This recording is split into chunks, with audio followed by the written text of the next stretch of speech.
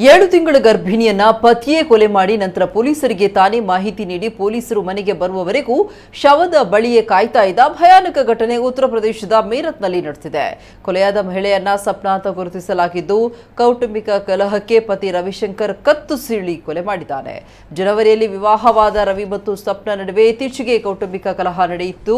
2 ದಿನಗಳ ಹಿಂದೆ ಜಗಳದ ಹಿನ್ನೆಲೆಯಲ್ಲಿ ಸ್ವಪ್ನಾ ತನ್ನ ತಂಗಿ ಬೆಂಕಿಯ ಮನೆಗೆ ಹೋಗಿದ್ಲು. ಆದರೆ ರವಿ ಆಕೆಯ ತಂಗಿಯ ಮನೆಗೆ ಹೋಗಿ ಮಾತನಾಡುವ ನೆಪದಲ್ಲಿ ಮೊದಲ ಮಹಡಿಗೆ ಕರೆದುಕೊಂಡು ಹೋಗಿ ಕೊಠಡಿಯಲ್ಲಿ ಬೀಗ ಹಾಕಿದ್ದ. ಬಳಿಕ ಮನೆಯೊಳಗಿಂದ ಕಿರುಚಾಟ ಕೇಳಿ ಬಂದಿದೆ. ಸಪ್ನಾ ಜೀವ ಉಳಿಸಿಕೊಳ್ಳಲು ಪತಿಯನ್ನ ಎಷ್ಟೇ ಬೇಡಿಕೊಂಡ್ರೂ ಆತ ಕರುಣೆ ತೋರದೆ ಪತ್ನಿಯನ್ನ ಗಂಟಲು ಸೀಳಿ ಕೊಲೆ ಮಾಡಿದ್ದಾನೆ. ವಿಷಯ ತಿಳಿದು ಸ್ಥಳಕ್ಕೆ ಧಾವಿಸಿದ ಪೊಲೀಸರು ರವಿಶಂಕರ್ರನ್ನ ಸ್ಥಳದಲ್ಲಿ ಬಂಧಿಸಿದ್ದಾರೆ.